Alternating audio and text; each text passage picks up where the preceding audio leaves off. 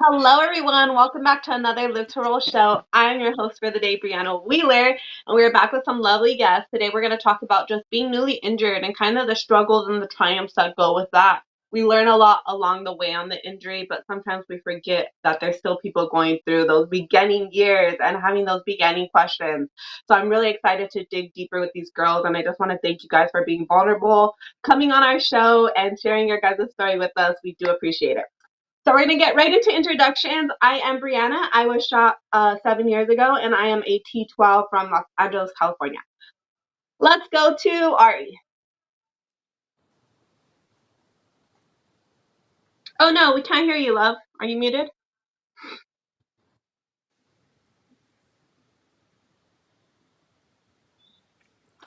No, how weird. We could hear you before.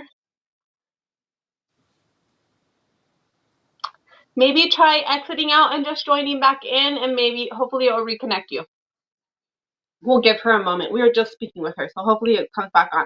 Let's go to Marley. Hi, I'm Marley. I'm a C5.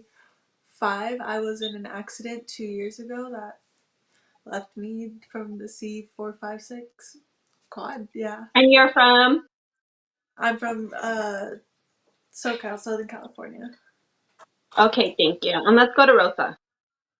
I'm Rosa, and I was injured on May 16th, 2022, hit by a reckless driver head on. I am L4 and have a laminectomy, L2 through L5, and I'm from Yorba Linda, California.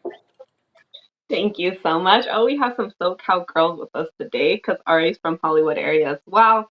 We'll give her a moment to join back in. If you guys are joining us from the chat, make sure you guys say, hey, hello. We love chatting with you guys throughout. Oh, Ari's back. Can we hear you, love? Yes, is it Yes. good? Yes, it's good. We're good. You Yay. could go ahead and introduce yourself. Okay, so my name's Ari. I was injured when I was 18 years old, through an accident. And a T4 T6, and it's gonna be a year in 11. So Thank you so much. Thank you so much. Okay, so we're going to get right into our first questions. Like I was saying, chat, if you guys have any questions, if you guys have any advice, if you guys have any answers or anything like that, and we're just moving kind of along with our conversation, don't be afraid to still throw that inside of the chat. I'll go back and I'll touch on it again, and it still helps for the people that are watching our video afterwards. You guys are a key opponent in our live shows because it matters. Sometimes we don't think of these questions and our brains are kind of all over the place. So you guys coming in with those questions really do help the conversation flow, and they do matter. So we appreciate them a lot. Okay, so let's see. So tell us the story of when you first saw yourself in a chair or the moment you really realized that you were disabled.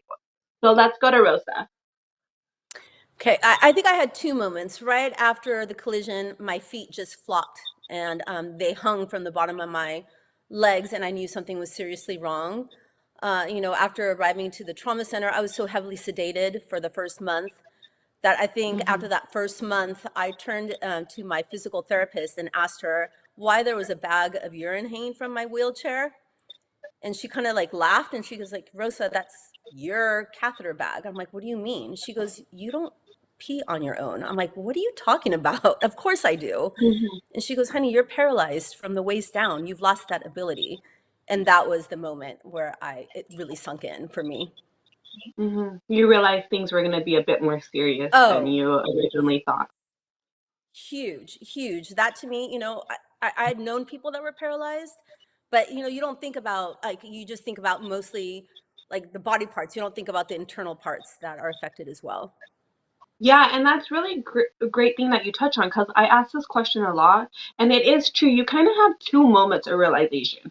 It's kind of that moment where they first tell you, and you're like, okay, this is serious, I can't walk, and then it's really realizing, like, fuck, I'm really shit is real. I'm really disabled, you know. Yes. And I think that those are both, and I think that kind of happens over the next like year or two, where you're kind of still realizing like, oh, this is more serious than I first thought. Most definitely. How about you, Ari? How was it for you when you first realized that you were disabled? So for me, even in the hospital, well, during my accident, I completely knocked out. I never like had the of like my leg or me not move, but um, whenever I woke up for a whole month, I was still like not remembering anything. So it was very hard for me to realize what was going on with my body. And I think that since my parents and disability is not something that Armenians are comfortable with.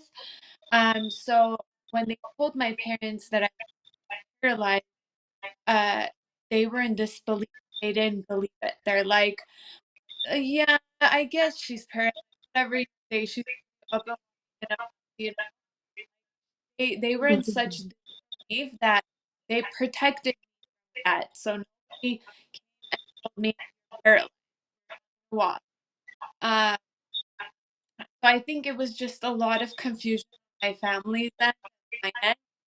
So when I did get the realization that, okay, I'm probably not walk for a long time. I had to go through it alone because I told my parents, I'm like, I believe I'm probably not gonna walk. They would get mad because they believe. Mhm. So for me, I feel like going through that alone because they're still in disbelief and that was hard. But to TikTok, thank you for lives, thank you for all of that. I felt like I had a community to come home to. So it was kind of like something that I had to gradually get comfortable with. It just like one I realized I'm gonna start crying, my life is over. It just slowly grew on to me, and I think the fact that it did slowly grow on to me, I became more comfortable with it. Yeah. Yeah. Yeah, I think that that happens. I know it probably feels like a mess just like rethinking about it all, because you are still really new. You haven't even hit your year mark. So you are still in that process where you're coming to terms with things, and you're realizing how serious it is, or you're realizing different things that you maybe would have been in denial of in the beginning, which is definitely hard. It's a grieving process. Yeah, I still have family members that are like, you'll be fine in a year, you'll be walking in a year. I'm like, it's not fun to hear that. It's Hmm. actually very Yeah. frustrating. Yes, it But is very frustrating. It's definitely frustrating. And we'll get into how like toxic sometimes family members and friends can be in their words and how that may be hard for us, especially when you're newly injured. So Marley, how was it for you when you first realized that you were injured? So I think I had two moments as well where like right uh during my accident still I had woken up right after impact and I kind of just saw everything that was going on and I tried to get myself out of the car and I was like I can't move. I was like wait, things aren't moving how they should be and then that was like okay, my first initial like something's wrong and then it wasn't till I woke up later in the hospital and I remember it was like the middle of the night and I just woke up and I just tried to move my arms or move something and I am a quad so when I did wake up I could only move below my elbow on my right arm so I couldn't move anything and that's when I was like oh something's not something's not right, this isn't what I thought it was gonna be. I thought I was gonna be able to like wake up and recover and like, okay, you were in an accident, you were fine, your body was just in shock, and it wasn't like I want to say until a month of being in the hospital, I was like, okay, you're paralyzed, your body is not working the same that it used to before. So Hmm. I would say Yeah, it those took a are while. definitely. Yeah, Yeah, it definitely takes a while, I think, just to come through those different parts. Well, you're still in trauma. We're still, like going through yeah, PTSD while we're going through this and coming to terms with everything that's happening and updating friends and family, which is, super chaotic and all these things are happening. We're learning about different things. I definitely had those two moments. I had that moment where they opened the door and my foot fell out of the car and I couldn't pick it back up, and I knew instantly something was wrong. And then during rehab when they were changing out my catheter and I couldn't feel anything, and then I really realized like, oh, like this is serious, and I'm not going to be able to do things the way I once was. And I don't think what I expected was the mental part to come with it. I didn't expect to mentally be broken down in the way that I was, which leads me to my next question, which was how was your mental health affected by your injury and what were your beginning thoughts and feelings compared to then and compared to now? So let's go to Ari. So for me, when I was in rehab and they brought a wheelchair in for me to sit, go to do rehab, I was like, what is that? I was so uncomfortable even seeing a wheelchair. I was like, no way, get that away from me. That's like, I was so in disbelief, shock. I didn't even want to wheel. I was like, Mom, push me, I'm not touching this thing. Like, I was in such disbelief.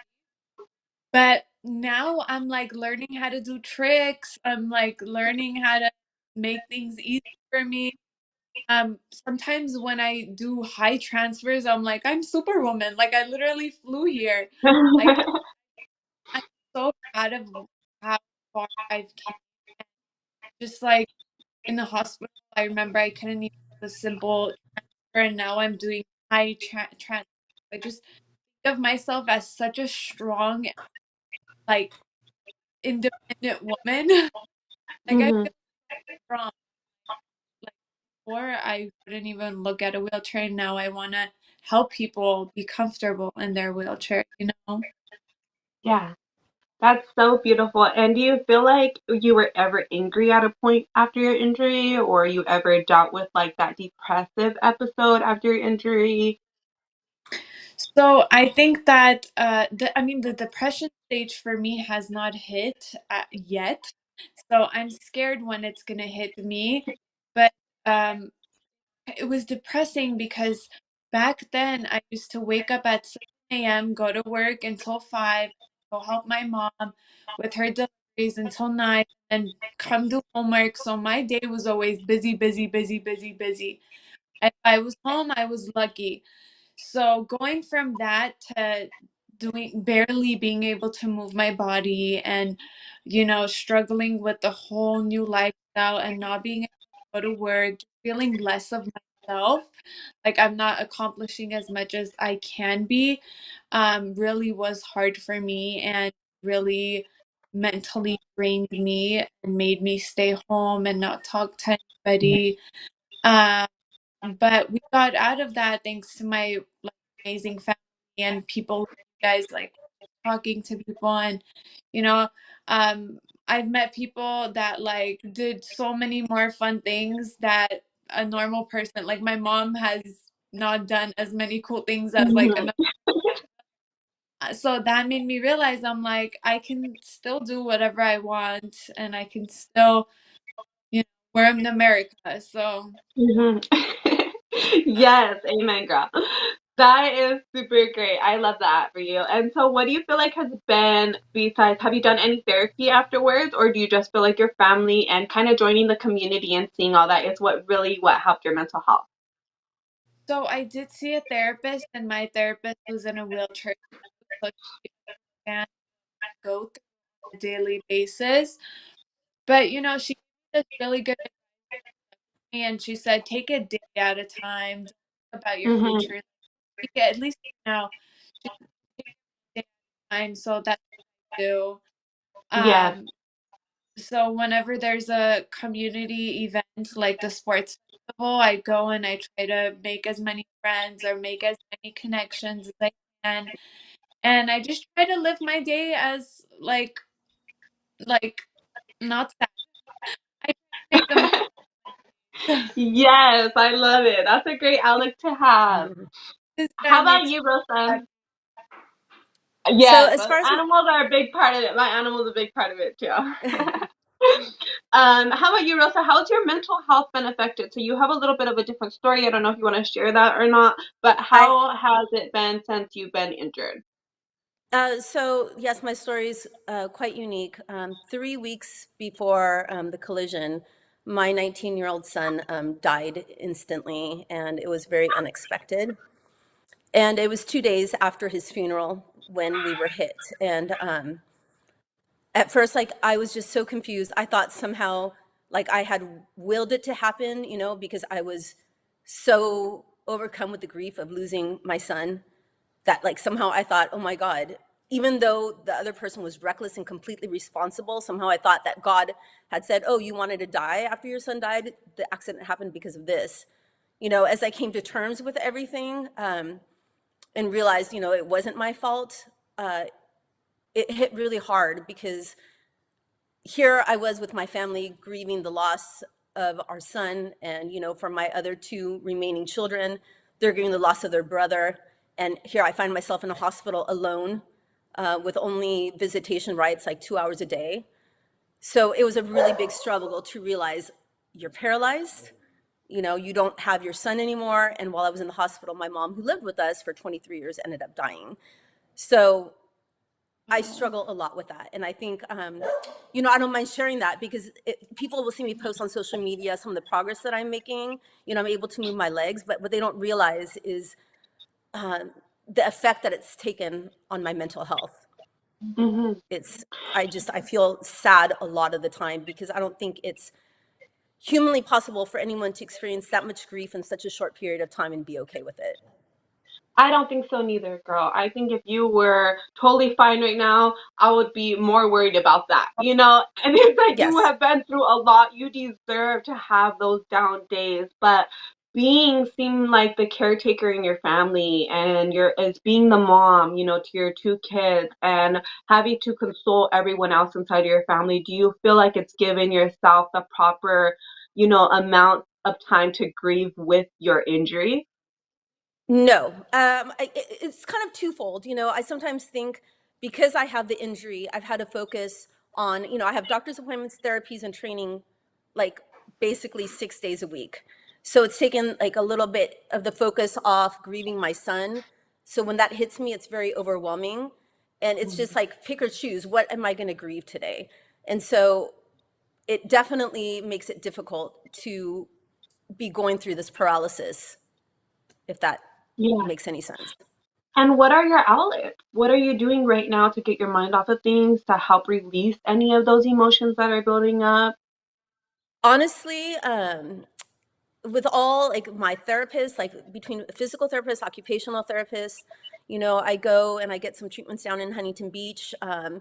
The owner there, like, everyone is so supportive and so kind and so loving to me. From hearing my story, my friends, everybody, that is how I find refuge. And it just fills pieces of my broken heart how much kindness has been, shown my way. It's really quite Mhm. unbelievable. I have, like, a whole village of people that are just holding me up. Yeah, that's great. I think support is really helpful in this situation. And of course, the community support, knowing that you're not alone in that aspect as well. Just kind of dive deeper into that. You joined the girls group, which was super cool, Yeah. just to see you talk with other women, and you're doing this, which is just getting yourself out of your, comfort zone, and sharing your story and finding a purpose. And that's what it's all about. So I'm super proud of you for being here today. Thank you. You're welcome. How about you, Marley? How is your mental health, and how has it been affected since after your injury?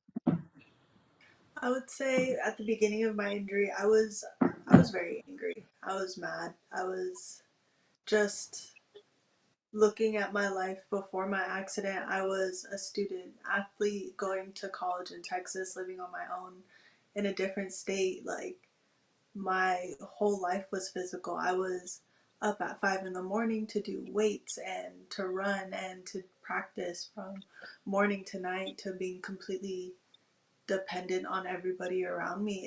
It was hard. It was really hard. I was just mad, I would say, for the most part, of everything Hmm. around me. And then I feel like when that depressive episode you're kind or phase you go through, you were talking about earlier, when that hit, it got bad. I didn't want to get out of bed. I didn't want to even try to do anything, because it was like I went from being this super independent girl to literally asking my mom to help me eat food in the morning, and Mhm.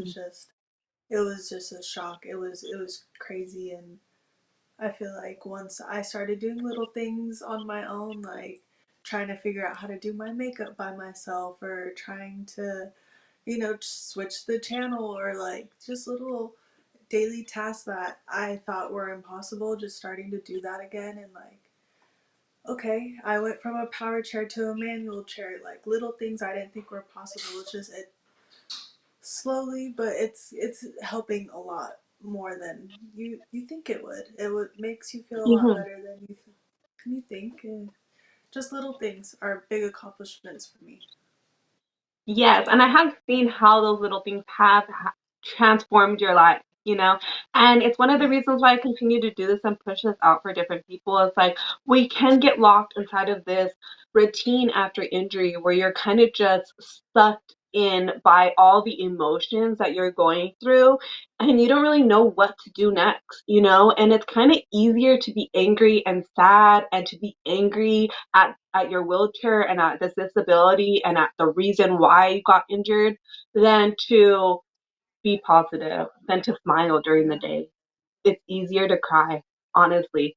And so it becomes very difficult and you don't know what to do. And it seems frustrating to even think about doing those small goals for yourself and really recentering yourself because a lot of us, and for the people here on this panel, we have lived our life as an able-bodied person. We created the person that we thought we were going to be and we were very satisfied with that person.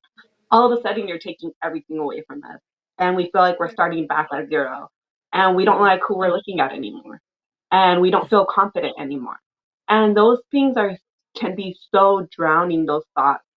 And that's why I really, when I found my community, it helped me so much. Just find find those little things to smile about again, to really appreciate those conversations I had. And honestly, like that's why sitting before you guys, I'm thankful for my injury because I feel like this would have never been the person that I was, or the person that I was before my injury, or would have become if I didn't have my.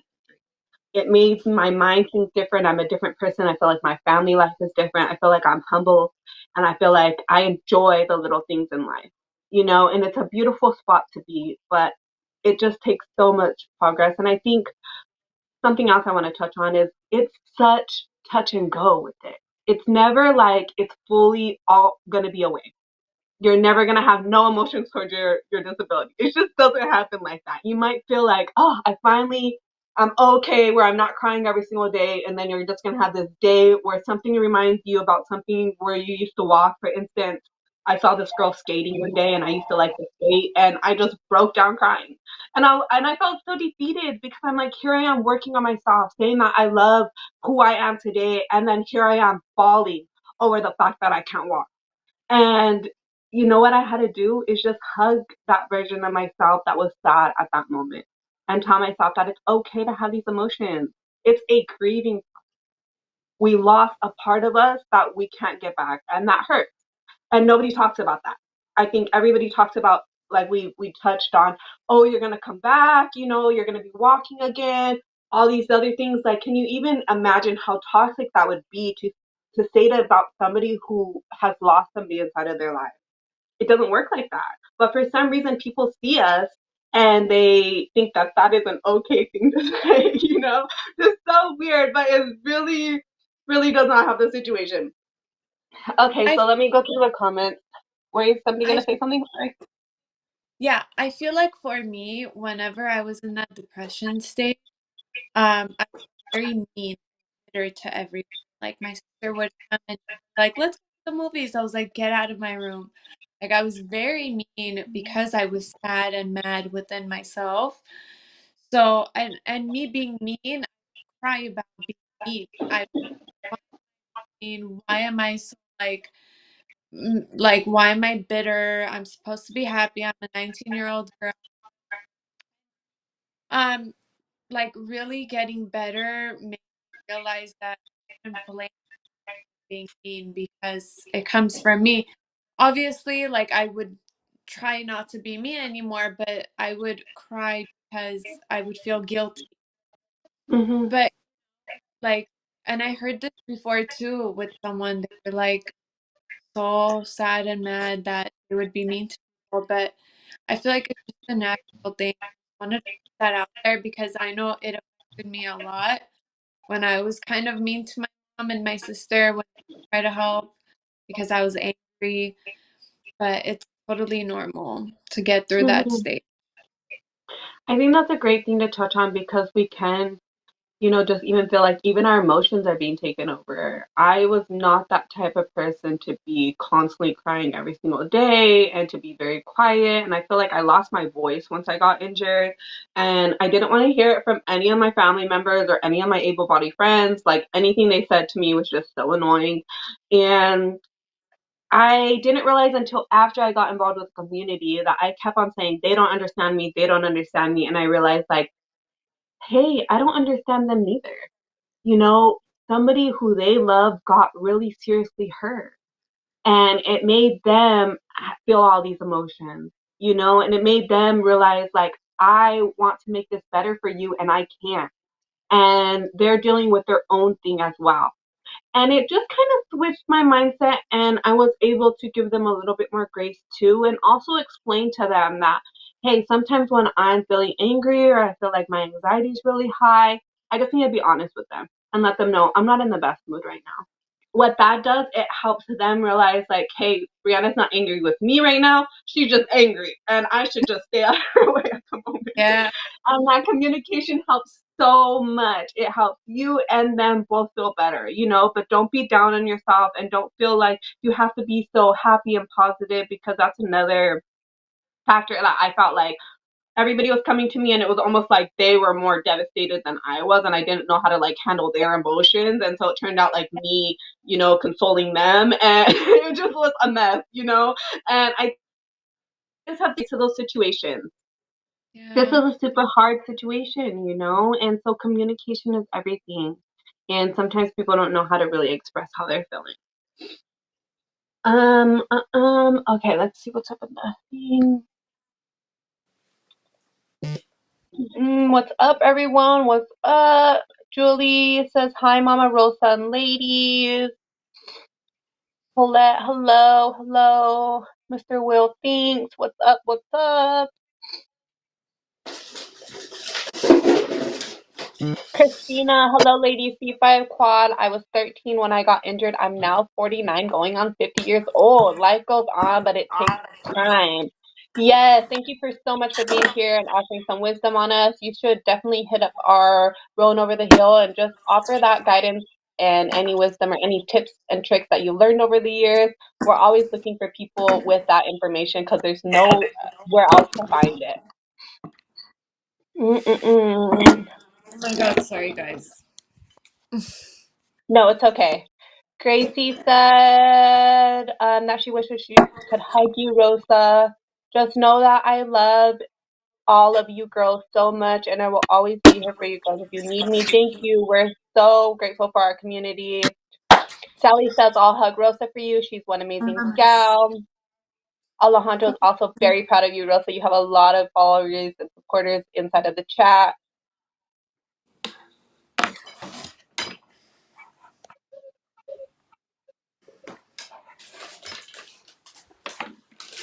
Lenora, I do that when I see mountains I can't go hiking in. Diana, thank you for sharing your stories and being vulnerable and educating others. Much love to all you women. Thank you so much for all our people joining the chat. Feel free to drop in your comments, say hi, say hello, say your advice, say if you agree or disagree. All of it is welcome. We appreciate it so much. Okay, so let's see.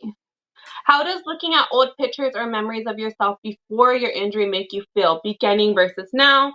And any advice on how you got through this process and gained more confidence with your disability? So you guys are all fairly new, and I know this is one of those newly injured issues that we have. So feel free to talk about that, how you're feeling, and if it hasn't changed, that's totally fine. Okay, let's go to Marley. Marley, you are a big one for me because I have seen you start growing on social media. So let me Yeah. know how you feel when you look at those old pictures and maybe how that has altered over the last couple months or whatever the case may be.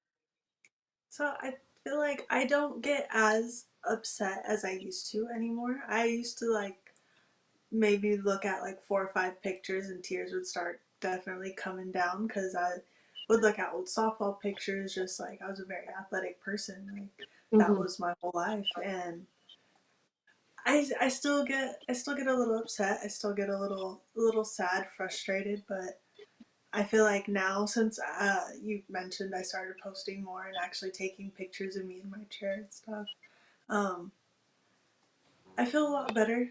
Of just getting more comfortable with seeing myself in a chair. That's helped a Mhm. lot. I feel like just taking pictures and videos of me, whether if it's in my room, just sitting there rolling around, like just doing stuff, just seeing myself in the chair has helped so much. Just it helps seeing old pictures. It makes it seem like yeah, that was an old life, that was an old me, but like I'm still me. I'm still Mhm. doing the stuff I could do before, maybe not the same, but it makes me not as sad looking at those pictures. It makes me feel better. Not completely Mhm. where I would like to be, but definitely better than I was before. Of course, love it. What about you, Ari? How does it feel in the beginning when you first saw those, flashback pictures of you standing compared to now when you look at those pictures? Have those feelings changed at all? So at first, I would try to hide those pictures. I would try to like not look at those pictures.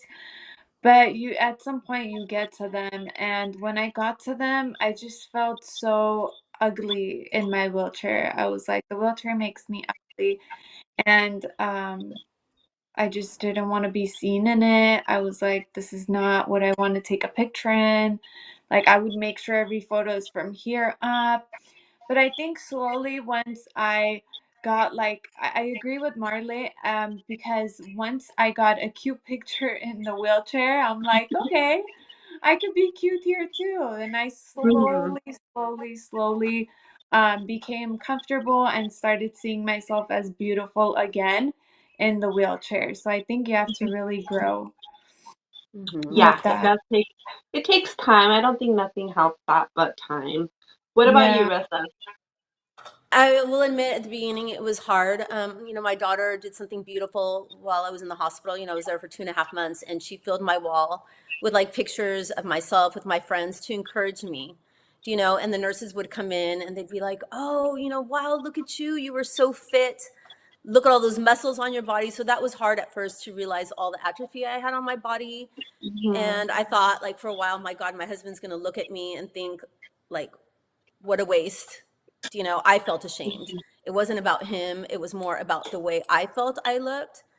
But as soon as I started getting, again, like the other girls mentioned, like I saw a cute picture of myself in the chair, and I'd be out in the chair and actually get a lot more attention being in the chair, from men Mhm. and women alike. Sometimes it's like a positive thing, like, oh, look how cute you are. And other people are like, oh, you're in a chair. Well, at least you're still pretty. Like, Mhm. okay. Those underhanded comments. But Yeah. overall, I'm starting to get used to it more and accepting that, this cliche saying, beauty isn't just the exterior, it's from within. And I think Mhm. all of us have to have a lot of grace, just like in here, there's so much kindness amongst all of us. And that's the beauty that shines more bright and deeper than the physical aspect. Yes, so true. And once we find that light again, I think that's what helps us find our beauty again. And we have so many, inner ableist thoughts when we're first injured that that's why we feel so disgusting and so looked down upon. Because it's not really that our face that we're saying is ugly. We just feel Right. ugly when we look at the whole picture as a whole. Yeah. And like it could be really interesting to view those memories back. And I think also you feel so different as a person sitting there injured staring at that picture than you did as the person in the picture. That can hurt your heart too, because you almost feel like you lost somebody, and that goes back to the grieving part. You did lose somebody. it, Yeah. it was a trauma. There was a disconnect there. And to say that even if you start walking again tomorrow, you're still never going to be the person you were before you got injured, and that's the reality. And I think when we accept that, when we realize that, it really does help our journey so much. taking pictures inside your chair is so important, I think. But I think also we have this habit after we get injured of fantasizing the life we lived before we were injured. And it wasn't until my mom told me, like, Brianna, you were not that happy when you were able bodied. And it kind of hit me. And I was like, wait, I wasn't that happy. You know, I still had issues. I had boyfriend problems. I had friend problems. I had bad days. I was, worried about a test that was coming up. Whatever. Life's problems were just being thrown at me. But all of a sudden, I felt like that version of me was just always happy, loved life, all the good things that I was looking at in the pictures. And I would cry. I would look at these pictures and cry. The memories popping up from Snapchat and Facebook would kill me. I hated it so much, and I didn't delete it. I didn't turn it off. I just kept staring at it and crying. And that was very hard for me. It was very hard for me to accept and look at. And it wasn't until my fifth life day that I was doing a video and I had my mom send me pictures of when I was standing to put together for this video. And I was looking at this video, these pictures, the same pictures that I would look at before and see this happy person. And all of a sudden, I remembered all the things that were going on in my life. All of a sudden, I didn't see a genuine smile anymore. I didn't see that fantasy that I had saw in the beginning of my injury. And that was a big moment for me too. Life is what you make it. And I'm Yeah. choosing to make more out of my life today. And I think that that's a blessing. You get a second chance, that's the reality. And Rosa, you're right. We do have a spotlight on it. Everything we say is spotlighted now. We have a chance to change something, to make a difference. And that's a lot of pressure. That's a lot to handle sometimes and a lot to Hmm. take on. And sometimes you don't really feel like it. You're like, I didn't ask for this. I didn't sign up for the war. Like, why do I have to be the strong soldier? Like, I didn't request Totally. this. And it can be frustrating. Definitely. But I think, we touched on it in the last episode. And there's a lot of people in this world that come and go and they don't make a difference. They do a lot. They say a lot. They look really sexy in their pictures. They get a lot of relationships. They get a lot of great compliments, but do they make a difference? Do they change anything with their voice? The fact that you've been given a chance to highlight any topic in this world and highlight it and advance it, the fact that you can roll into a room and instantly have a spotlight on you is something pretty cool. Not a lot of people get a chance to experience. So make the most out of it. And that's just what I have to go with on that, and kind of how I've changed my thought process and about looking at my pictures now and beforehand. Let's see. We have some more people. Brianna, I love your tapestry. Thank you so much. It's so pretty, just like you. Oh, you're so sweet. Thank you so much for supporting us today. Sarah, such incredible stories, all of you. Small world. I know both Marley, I worked with her mom, Melissa, and my sweet Rosa. Wow, what are The the chances of chances? that, right? Yes, it is such a small world. That is so crazy. I'm super happy that you're here today. Thank you for your comment. Marcella, sending love and continued healing to all of you. Blessed to hear your stories, and I appreciate all that you've shared. Thank you, Rosa, for inviting me to listen today. Thank you for listening. Peter, all you ladies are strong. That shines too. Thank you so much. Velma, I am 83 years old, and it wasn't until I became involved with the disabled community that I truly understand the meaning of courage, strength, and support. Oh, Velma, that you are so amazing, and I love your comment so much. Thank you so much for our super chat. Hello from DC. WJ Weaver 63. We appreciate your support so much. Thank you so much for your super chat. It will definitely help us out. Okay. Let's switch gears a little bit. Let's see. So what's your biggest struggle in the beginning and how you overcame that, and your biggest struggle you have now? So sometimes in the beginning of our injury, we may feel like, that one transfer or, getting dressed or, holding the brush, getting ready with your makeup, different things might be the focus of our recovery. And the fact that we can't do it at that moment really frustrates the hell out of us. We can be really irritated with that one thing that we feel like we can no longer do. So if you have one of those that you've overcome, I would love for you guys to share that. Or if you still feel like that's the same thing that you're trying to overcome, then you can share that too. So Rosa, what was that like for you, your beginning struggle? There was two. One definitely, at the beginning, I had no core strength. I had to learn how to sit up again. So getting dressed, putting on socks, it took me about a month to learn to put socks back on again. And at first, it was like an hour and a half just to get my right sock on. That and Mhm. definitely transfers. The nurses would laugh, like in good fun, because like I asked them if I had butt implants put in because my butt felt like it weighed 500 pounds. And trying to transfer from the bed to the chair, I'd fall forward. They would have to catch me. I was terrified. Mhm. I no longer use a transfer board. For people that don't know, that's like a piece of wood that's about this long, and you like slide across it. So now I'm just able to transfer with my arms and my hands. Um, One of the challenges that I have not been able to overcome is probably bowel and bladder. That is Mhm. huge. I know that most people in the spinal cord injury community struggle with that.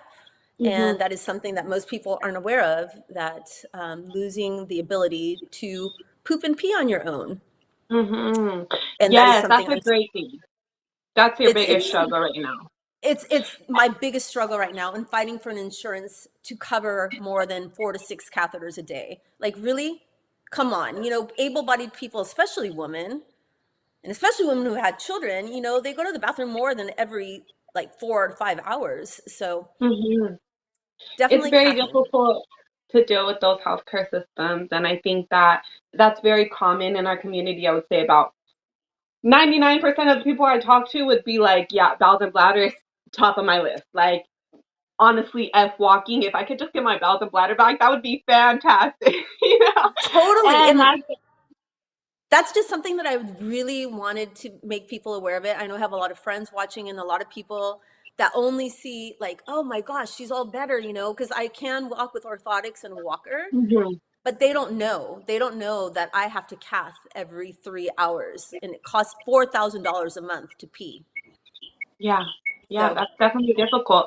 And it's something that you're reminded with every single day. And I don't think people realize that neither, you know? And it's still hard for able-bodied people to comprehend. I would say that because I mean, I've been injured 7 years. I have my family members who know, my friends who know, and I feel like just because like the days go on, I'm not obviously talking about my bowels and bladder every single freaking day, that they kind yeah, of forget that I'm still dealing with that every single day, and that can be a little frustrating, a lot frustrating. That can be a lot yeah, frustrating. most definitely.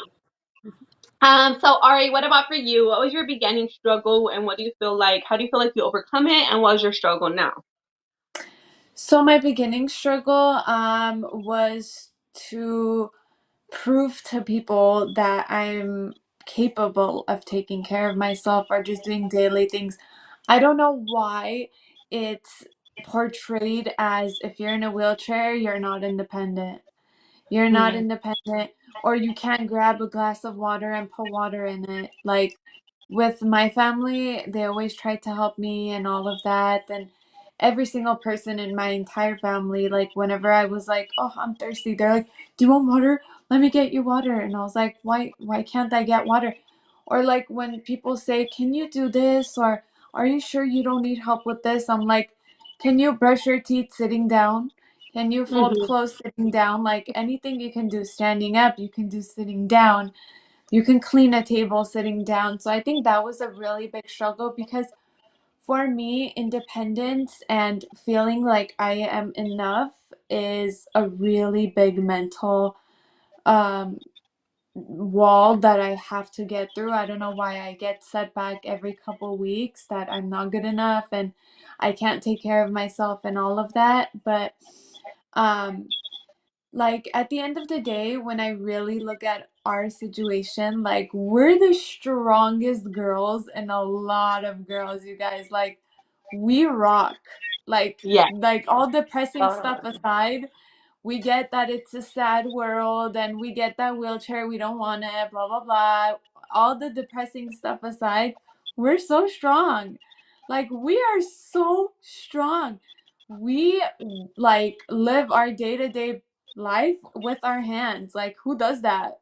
We're like Mhm. superwomen, you know? I always look at myself and I always, like, when I can't do something, like this morning, I couldn't put my thing on because my back was hurting so much.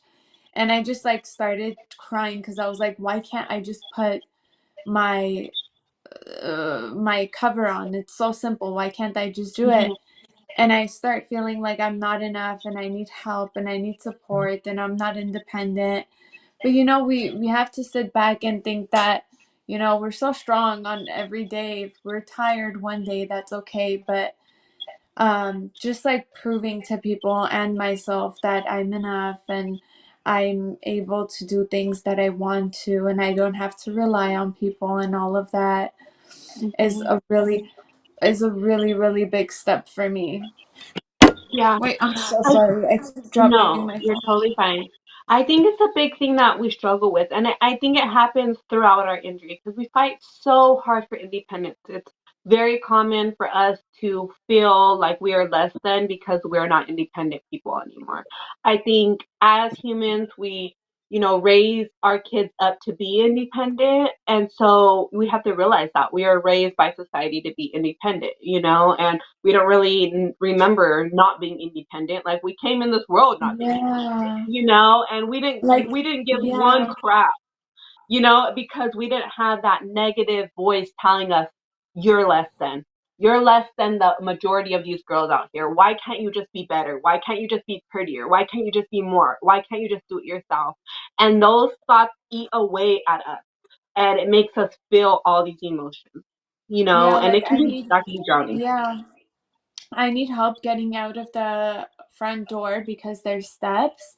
So the fact that I can't get out, now I learned, but before, the fact that I couldn't be outside whenever I wanted to Hmm. really turned a toll on me. Like I would sit and sob, and my sister was like, "Come, it's 5 minutes. I'll help you out." I'm like, "No, I want to be able to get out whenever I want to get out. If you're not home, Hmm. what am I supposed to do? Sit down and wait by the door until you come and help me?" So just instead of having that negative mind, I should have thought like, now I'm good, but back then I would think that I'm not enough. Now I think that, okay, you just need to relax a bit. Maybe you do need help with this. Maybe you do need help with that. And just learning to be comfortable with help and being vulnerable. And yeah, I don't know. Yeah. I think it's all just a learning process, and 1 year is Hmm. not enough to get the gist of this lifestyle.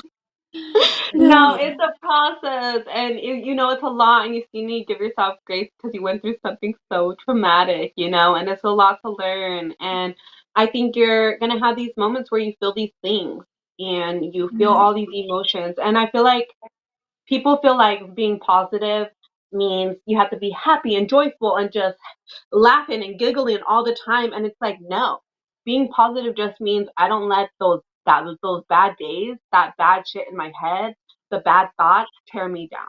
It means I keep going. It means, yeah, I might have had a bad Tuesday, but Wednesday I'm gonna rock it. And I'm gonna keep going and I'm gonna crush my dreams and I'm gonna make little goals and I'm gonna find something little to be happy about today. And Yeah. that's what keeps you going. It's those little things. I can choose some days when I'm in a bad mood.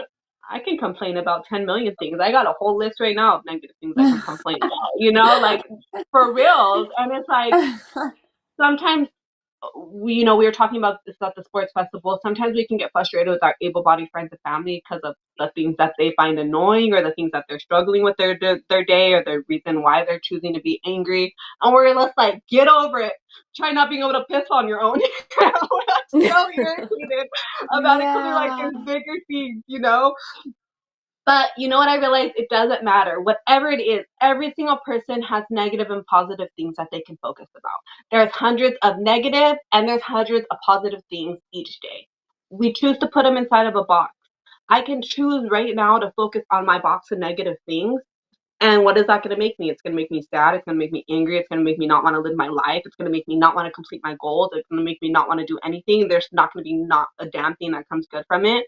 I could focus on the positive and I could crush my dreams, and I could motivate people and I could keep on going and I could find reasons to laugh and find reasons to genuinely be happy inside of my life. Now, sometimes it might benefit me to focus on the negative things. I might need a good cry. I might need to get a little Hmm. angry. And that's totally fine. I get to choose what I'm going to focus on. But just remember that it's a choice. I think that's the most important 100% it's a choice because I could be sitting in my bed crying or going to Starbucks. Like, you choose. Right? Yeah. Yes, girl. And Marley, we are gonna go to you right now.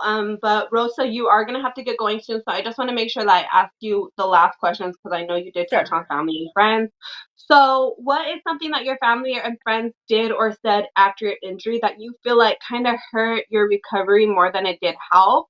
And if there's a newly injured family member from somebody else's family that's listening to you right now, they might be able to benefit and learn from the situation. So if you could just be honest and Absolutely. just be open with it. Absolutely. I'm pretty real. I don't sugarcoat things. I think one of the hardest comments that a friend, not just one, but many made to me was, it could be worse. And that is Mm-hmm. discrediting the grief and the trauma and the tragedy. And, remembering that, like, I lost my son, I Mm-hmm. lost the use of my body and lost my mom. And this is a couple of people that still have their children, are able bodied, you know, that was incredibly, incredibly hurtful. Mm-hmm. Now I just say, how could it be worse? And I understand any situation could be worse, right? Anything. But I think it's really important for people to share in your grief with you and people to uphold you versus trying to discredit you. And I think the second thing that really was very painful for me to hear over and over again is, oh my gosh, you are so fit. Out of anyone I know, you're the person that can handle this. You're the person Mm-hmm. that's going to get through this. I do see that. Like, I do see it now. Yes, I was incredibly fit. I worked out all the time prior to my injury, and it definitely does help. But I think there's a different way to word that because I didn't ask for this. I don't want this. Do you know, I've had to find the strength. Mm-hmm. And I think people don't realize that I lost a lot of my strength immediately. I didn't Mm-hmm. have the use of my legs. And so another way to phrase it is maybe like, hey, Rosa, you know what? Remember what your body like was able to do. If you can like tune into that, like maybe you'll get more return back. Anything like that keeps it positive versus taking the power away from me. Mm-hmm. Demeaning kind of your feeling. They're kind of lowering your feelings Absolutely. rather than kind of being more motivational to it and kind of making you seem like you're kind of exaggerating more than anything, right? That, and then like, oh, who's gonna watch Rosa today? I'm like, what? I'm a full Mm-hmm. grown woman. No one has to watch me. How about like, hey, who's can be around in case this? Because there are so many limiting factors if I'm by myself. I've got four Mm-hmm. dogs.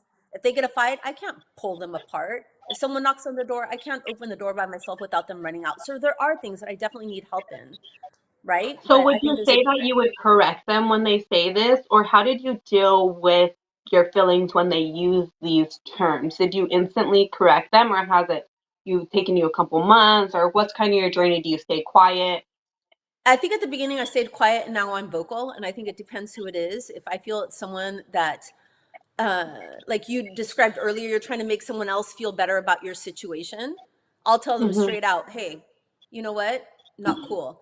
But if it's someone that I know Mhm. genuinely, like one of my best friends told me the other day, help me, educate me, let me know how I can communicate with you to do the best for you. And that is Mhm. empowering, and I think that Yeah. is the perfect way. And that helps me too, because then it allows me to teach them. In some ways, Yes. I don't blame them. They don't know any differently, but, common sense. Yeah, I think that vulnerable moment of just being like, I don't have the right answers. I think that says more than you saying the wrong answers to us. And I hear this Absolutely. again and again and Yeah. again. I feel like when it happens, I give you guys a little bit of grace, family members, because you don't know what to say. I kind of do it still when family members come with me with their problems, and I'm kind of just solution, solution, solution instead of being like, what do you need from me right now? What can Absolutely. I do? What can I say? How can I make this day better? Can I just sit with you? Do you just need me to be silent? What do you need? I think it's such a powerful question to ask a family member, even if they're not disabled, honestly. If they're just having a bad Absolutely. time, communication is so important. That's a great one. And then, Rosa, did you have tools that you wanted to share? Yeah, so my tools that have helped me gain independence is like, because I use my chair 95% of the day, um, the little like hooks, the little grabbing hooks, I wish I had it Okay. with me, but The that helps grabbing me pick tools? things. What? Uh-huh. The The grabbing grabber tools? tool? Yeah, Yeah. because it helps me pick things up off the floor or reach high things. If no one's home with me, I can reach things. That's definitely a Mm-hmm. huge help. The ramps, I have 2 steps down to my bedroom. Ramps have been incredibly important, but my biggest tool, honestly, and it's not something that is tangible, is my voice. Advocating, Yes. advocating, advocating, advocating for myself, for my friends that I've met along the way that have spinal cord injuries, and educating. That is That is a my good one. greatest tool. And I love it. And I That see is it in a like great all one, the ladies Rosa. here. What?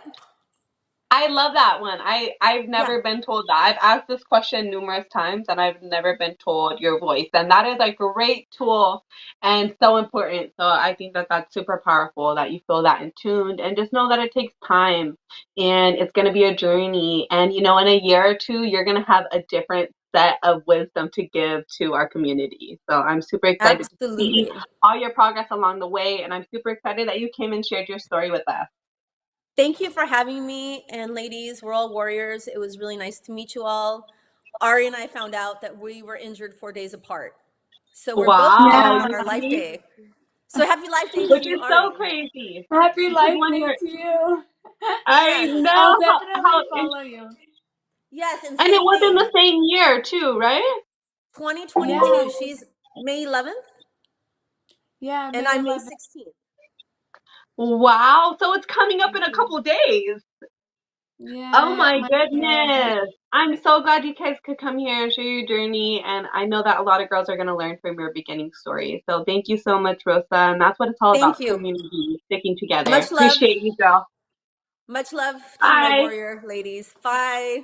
Thank you. Okay, so going back to Marley, what one was I going to go back to you on the biggest struggle in the beginning and how you overcame it, right? Yeah. Okay. I want to say for me, my biggest struggle was probably eating, just because I don't have hand function, so I Mhm. did have to be fed by other people, and it was a little make you feel like a little kid all over again. Mhm. Not gonna having your mom feed you every meal of the day is a little takes you down a notch. Not gonna lie to you, Mhm. but just figuring out like certain specific foods that I can feed myself or like grab, or like sandwiches and like little finger foods and stuff like that. Just figuring out like specific meals that I can do myself make me feel more independent. Like chicken nuggets are my best friend right now. That's Mhm. one thing I know I can do. Uh, but it's just little things, and I'd say my biggest struggle now is not something super physical. It's just I struggle with blood pressure. Drops comes Mhm. in and out. These you probably see me on a couple times. Just comes and goes, but I don't really know besides medication and getting up to do to help that. But yeah, I'd say that's Mhm. about it. Yeah, Just that can be frustrating. Anything that's like reminds us that we're disabled and we can't handle life like the same way can be that little bit of trigger in us that can just be like, why can't I just feel normal? yeah, And being stuck in a body that doesn't cooperate with you is very frustrating. So a I little think there's a bit. lot of little triggers with that, definitely. I can relate to you guys in the beginning, especially not being able to get to dress by myself and not being able to transfer myself was super just demeaning, and I didn't feel that strong sense of independence. I was very independent before my injury, and so having that ripped away from me was devastating. I was so frustrated at it, and I did not understand. I was like the person before my injury, like everything happens for a reason, blah blah blah blah, and all of a sudden I was like, "What? You guys are just gonna do this to me? Like, how can life just attack me this way? Like, what is the reason, God? What is the reason?" I felt like Cardi B. And, I realized that sometimes If you She guys said don't I know the felt Cardi like B, Cardi B. great. I did. I was like, That what was the funny. hell? I was so frustrated with it, and sometimes I realize we don't always get to know the reasons that are there, and we have to realize that life is a domino effect. But we don't always get to know it. It's not always clear in front of our face, and we don't always get that explanation right away, and that can be frustrating because I think a lot of us are looking for that explanation of like, what the hell? Like, why would this happen to me out of all the people in the world, and like, it's so cool that Ari and Rosa are so close together in the fact that when they're going through those beginning months, you feel so alone. You feel like nobody in the world is going through this, and the fact is that this injury does happen every single day. And there are going to be more girls coming up this next year that are going to be feeling the same exact way that you girls are describing right now. And I think that that's what's really cool about your progress as well. And the fact that you guys can sit here and share all these things. Okay, let's see. What is something that your family and friends did or said after your injury that hurt you more than it did help you, and how could they have handled the situation better? Ari, so you did touch on them talking about you walking a lot. So was that the main thing, do you feel like? Yeah, I think definitely that was the main thing. Even today, my grandma has like this cancer doctor she goes to, and the cancer doctor's like, "Oh, the person I knew and her friend and her cousin and this, they got a spinal cord injury and this doctor saved them. Go to this doctor. Germany saves spinal cord injury. Go to Germany." I feel like um my mom has, but the rest of my family has not like sunk in that I'm probably not gonna walk for a long time. And Mm-hmm. so they're just like, don't worry, like, because whenever I'm like, I want to go biking, I want to go hand cycling, I want to go try new sports. My family would be like, why do you even want to go? You're going to be better soon in no time. Like, why do you even want to try that?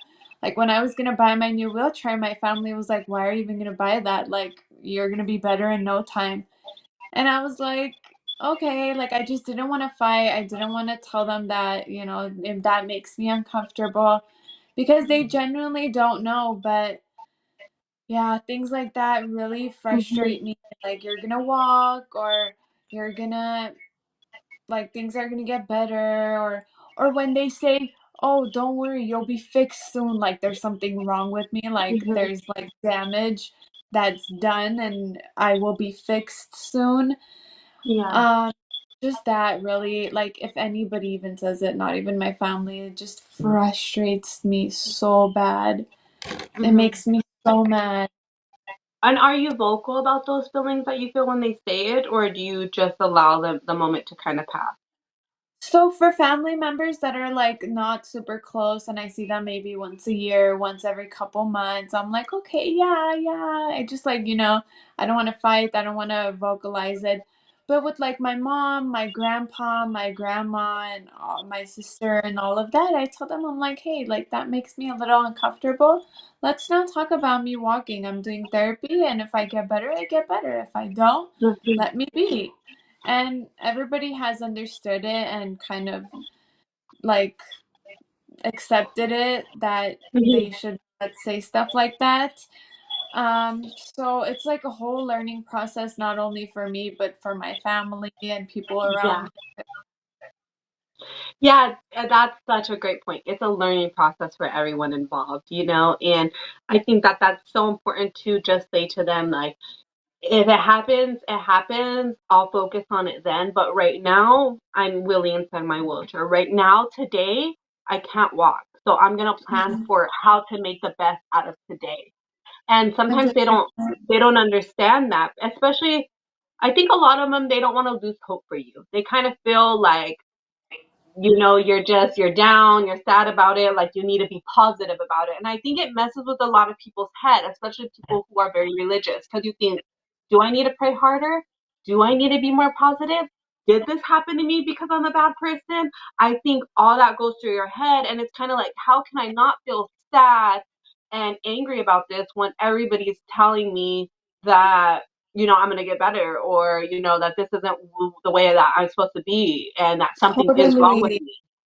I don't think they Totally. realize how they're kind of putting that off on us. Yeah, there was someone that I guess someone told my grandma something early on in my injury. They're like, if she believes in God enough, then she will walk. And so she was like, do you not believe in God? I was like, stop. Like, Heard it's that such one. a struggle. People are like, Yeah. the second we give up, then you're done. You're never gonna walk. The second we lose hope, I'm like, I'm never losing hope, because what if Mhm. in 50 years there's this machine that makes us walk? Like, I will never lose hope. I will always exercise. I will always work on me. I will never, ever, ever lose hope. But like you said, today I'm not walking. Mhm. Tomorrow I'm probably not gonna walk. So let's plan for today and tomorrow. Yeah. And I think that that's so important. Walter from the Trent Foundation, which is a foundation out here, he was one of the first people that kind of snapped me out of that. And he was like, you wake up to Brianna, if you wake up today and you say, legs, wake up, and they don't want to wake up, then you got to figure out how you're going to get in your wheelchair and live your day, you know? And it's like, what are you going to do? Just sit there and cry because your legs don't work there today? Like, no, don't let that stop you from living your life. And when he Yeah. said that to me, it kind of like switched my mind, the way that I thought about it. It altered things for me, and I was like, that's so true. I'm not saying that I never want to walk again. If there's a magic pill that's gonna let me walk, that's gonna give me back my 1,000 white bladders, and shoot it this way. You're giving them out, send one this way. Yeah. But if it's not in the cards for me today, tomorrow, in a week, or even in a month, then I need to figure out, how am I gonna find happiness again?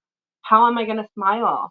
How am I going to live? Because the reality is that I am alive, and there are people who lost their lives today. So how can I make the most out of my day? And I think that journey and finding yourself again, it made me love life more. It made me love those Yeah. moments even more. Um, so Marley, what was it for you with your family and friends? What did they say to you that you feel like kind of hurt your journey more than it did help, and kind of how could they have handled the situation better? I feel like it was kind of similar to what has already been said, kind of like, oh, who's gonna watch Marley today, like, or hearing my family be like, oh, well, we can't go because Marley has to do this and that. I'm like, oh, well, we can do that if we leave the house too. Like, we don't have to be stuck Like you here. feel It's like a just burden. like, I hear, oh, well, we can't go out for that long because Marley has to come back in Cath, and I'm like, oh, all right, Mhm. well, you don't have to make it all about me. So, we could say Mhm. that in a different way, or just asking for help. And like, if my family doesn't understand exactly what I'm asking or what I need, they'll get frustrated with me, and they remove themselves from the situation where I could see from their point of view they're doing the right thing. They're like, okay, I'm trying to not start an argument, so I'm gonna remove myself. But for me, it's like I still can't do what I need to do without you helping. So when my Mhm. family or friends walk away, it's just like it feels like, okay, they kind of just gave up on me. Not, I'm knowing that's not exactly what they're doing, but it's just that feeling of like, okay, they just kind of gave up right now, and I'll just wait for Mhm. them to come back around. And it's like, it's hard because I do need more help than you guys probably do, just the lack I have Mhm. function and stuff. So it's like frustrating. I'll just sit there like, all right, I'll wait for you guys to come back. So it's Yeah, just you kind of little. it's another thing that you feel like your injury took from you, is like them being able to walk out of the room. I don't think they realize how frustrating that is for somebody who can't walk Oh out of the yeah. damn room. Like what Oh yeah. the amount of disrespect that you have to just walk out of the room, like, and I had to even have a serious conversation with that with my family members, but also my little brother that would just walk away from me. And I would be like, Mhm. that is not allowed. Like that, it makes me feel so frustrated inside. So did you have to talk with them about that, or have like a conversation with how they I should have. discuss? Okay, and that helped. Yeah. Yeah, I feel like at the beginning I didn't say anything. I have been more vocal about how it makes me feel the past, honestly, the past couple months for sure. I've been more vocal about it. Um, but yeah, just had to finally Mhm. speak up and say something because they didn't realize what they were doing. To Mhm. them, they were trying not to start an argument with me. They're trying not to make me more frustrated than, sometimes tensions get high. It's just part of Mhm. the injury. It comes with it with your family sometimes. And they see it as like, okay, we're going to not cause a problem. But in the end, it's like, I'm just sitting there, still unable to do what I needed to do. I still need help. And now it's just, I'm frustrated, mad, and now I'm really by myself. So it was Mhm. just something I had to let them know how it felt from my point of view. Yeah, I feel Yeah. like I being totally vulnerable is my number one thing too. Like, I don't want to feel vulnerable. Hmm. I agree. don't want to feel like I'm alone or I can't do something that I want to that second. I want to be able to do whatever I want to that same second. Mhm. Yeah. And I think I know. sometimes with our friends and our family, they can do this thing where they're like, "Oh yeah, I'm here for you, whatever you need." But just like everybody's emotions, you have bad days, you have bad moments. They could be tired, they could be more in pain, whatever the case may be, and that comes off as them giving us that energy that they don't want to be doing what they're doing right now. They're not willing to communicate or listen to with what we're saying because describing to somebody how to care for you and them not listening is so frustrating. But having somebody describe their care to you is also really frustrating, can be hard, which is what Yeah. I mean by I understand both point of views. It's a difficult situation. Learning to talk to each other about what really piques that frustration is so important. One of the things I had to talk to my family about, especially my mom, is her signs. She loves to be like, and I'm like, okay, you're gonna have a fucking heart attack over there? Like, can you calm down? Like, what is the big deal? And I just talked to she my was like, mom about Brianna, that. I run out of my breath easy. Like, I just can't breathe. I'm getting older. It has nothing to do with you. And I'm just like, well, it's been irritating me for weeks, and I literally cannot handle it anymore. And like, it's like little things like that where they might not even realize how they're making you feel, and because you're so heightened with all your emotions, you might be more on edge. You might be more emotional. It might Yeah. bother you more than, you feel like it would later on in your injury, whatever the case may be. Or you wouldn't have got that ticked off before your injury, and now you're super ticked off and annoyed. Well, they don't know that side of you. Hmm. They only know the side of you of who you were. You have to reintroduce them to this version of yourself. You have to reintroduce yourself as the mindset that you think now, your feelings that you think now, because all those things can be heightened. And so sometimes by them coming over, like Rosa said, and them saying like, you're so strong, you got this, like that might have been what motivated you in the past. And now you hate it. Now it's hurting your heart more than it is helping. So you need to be open in communication with them. If they choose to ignore it, then F them. They just don't belong in your journey. And you are going to come across those people. I've lost friends and family during this journey, and sayonara to them. But the people who stuck around and made it work, we have a great relationship, you know? So, yeah, that's what I would say about that. That is a big topic to touch on. We're going to wrap it up there. If you guys have any other advice or any other things that you guys want to touch on, feel free to do that now. Ari, you have anything you want to say? I was just thinking this is a random thought that just came in my head, but um people who are disabled should take advantage of their disability. Like, you should take advantage and use your voice and, talk to other people and tell other people that everything will be good, just like how we are doing right now. I think anybody who is injured, even if it's not social media, if you see somebody, talk to them, and I'm sure they're nice, just like you. So, Mm-hmm. anybody that I see outside, even though I'm new, I'm like, hey, what's up? Like I always try to make plans. I always try to just take advantage of my disability to help other people and help myself. Mm-hmm. So important, and not something that Just you a might random always feel thought. like doing, but I think it's big on the journey process, and I think it's big on you finding yourself again, you finding your voice again, and you putting yourself out there. And I think slowly but surely you do find happiness and you do find a purpose again, and it is a really cool community to discover and learn about. The people inside of my community are some of my closest friends, and I absolutely adore them. And they really help get me through my hard days. They're the people Mhm. I turn to, and I'm so grateful for them. So yes, definitely use your voice and speak out if you have it in you. Some people get nervous. I'm not telling you to do it. If it's not your thing, you find other categories that are your thing. But honestly, I wasn't the super friendliest person before my injury, which surprises a Me lot of people neither. in my community. It Me surprises a lot neither. of people in my community because I'm so friendly now and I talk to everybody and I want to be girlfriends with everyone and I want to be friends with everyone. And that just was not who I was before my injury.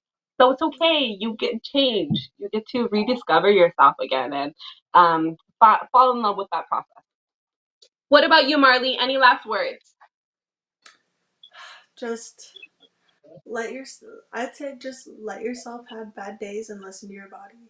That's the two things that I've really had to let remind myself is like not every day is going to be perfect, and if your body's telling you you're tired, you're probably tired. Don't push through it Mm-hmm. because you're just going to make it worse, especially with this disability. You don't know what your body's tired from. You don't know what it might be exactly. Just if you need to rest, rest. Listen to your body. Your body does tell you a lot of information. And I think it's one of those things that we struggle with through our injury too. So you guys being so new, it's definitely something to pay attention to, right? Because it's just like we talked about that independence, that asking for help and then realizing like, I need to do it myself, or vice versa, doing it yourself and realizing when you need to ask for help. Like it is okay to ask for help. You don't have to do it yourself. It doesn't make you any less of a person. If my Yeah. body is super tired, if I pulled up my purse, you know, 50 times in a row, and the 51st time I'm exhausted and I need to ask for help, there's nothing wrong with that, Nothing. And and I had to learn that the hard way.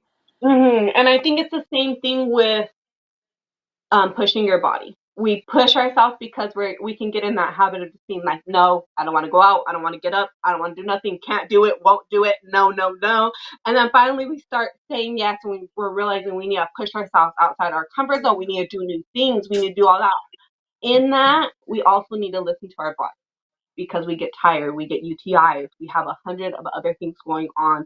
So so important, just as important to rest, just as important to take care of those muscles, to exercise and stretch. As annoying as that may be, you have to think about it in the long run and how can I take care of myself today? Our body gives us a lot of different signals, but we overall have to listen to them and give our body what we need. I'm Hmm. learning it. I'm taking vitamins, thanks to Mama Alice, which is Tom's mom, and just trying to change my lifestyle around a little bit, take care more of my shoulders, and think about how I can transfer differently and different stuff like that. So it comes with time, but great topics to touch on. You guys did so great. I'm so happy to have you guys. Let me say a couple announcements. My brain always goes blank right here. Let me think of it. Okay, so every Tuesday, Sean is back with the guys for new topics. I am back every first and third Thursday with women topics.